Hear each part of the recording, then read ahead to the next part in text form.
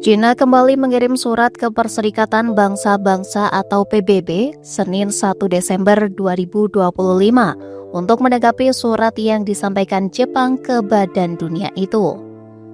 Surat tersebut dikirimkan perwakilan tetap China untuk PBB, Fu Chong, kepada Sekretaris Jenderal PBB Antonio Guterres untuk membantah argumen yang disebut tidak masuk akal dari perwakilan tetap Jepang untuk PBB.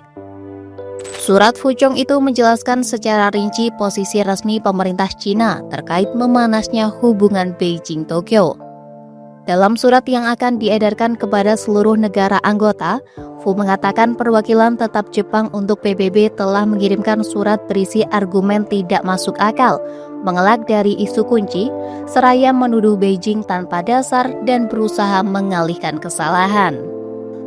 Berdasarkan instruksi pemerintah China, Fu mengklarifikasi posisi Beijing.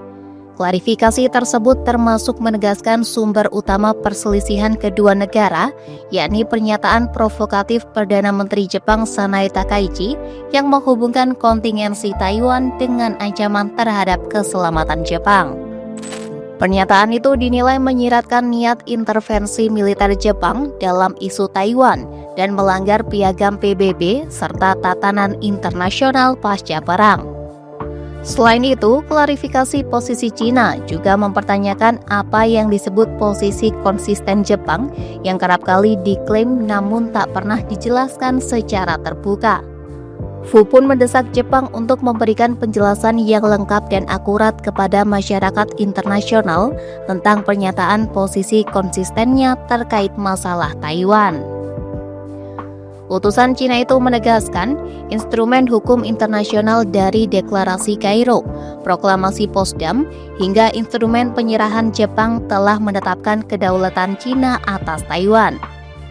Selain itu, pernyataan bersama China-Jepang tahun 1972 secara eksplisit juga menyebut pemerintah Jepang mengakui pemerintah Republik Rakyat Cina sebagai satu-satunya pemerintah Cina yang sah.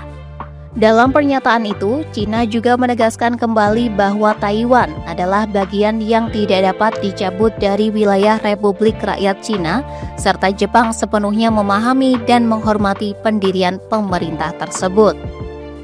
Lebih lanjut, Fu menyoroti klaim Jepang bahwa negara itu menganut strategi pertahanan pasif yang semata-mata berorientasi pada pertahanan dan menegaskan pernyataan Takaichi didasarkan pada posisi ini. Namun Fu menilai klaim Jepang telah melampaui klaimnya tentang strategi pertahanan pasif yang semata-mata berorientasi pada pertahanan. Kemudian pada poin keempat, Fu mengkritik penguatan militer Jepang dalam beberapa tahun terakhir, termasuk peningkatan anggaran pertahanan, pelonggaran ekspor senjata, dan upaya mengubah prinsip non-nuklir. Menurut Fu, langkah-langkah ini menunjukkan Jepang sedang melepaskan diri dari komitmen pasca sejarahnya. Pada akhir surat, Fu menegaskan pernyataan Takaichi telah merusak fondasi politik hubungan China-Jepang. Menurutnya, jika Jepang ingin memulihkan hubungan, maka harus menegaskan kembali prinsip satu China, mencabut pernyataan yang dinilai keliru, dan memenuhi komitmen politiknya. Fu memperingatkan jika hal itu tak dilakukan, Jepang harus menanggung segala konsekuensinya.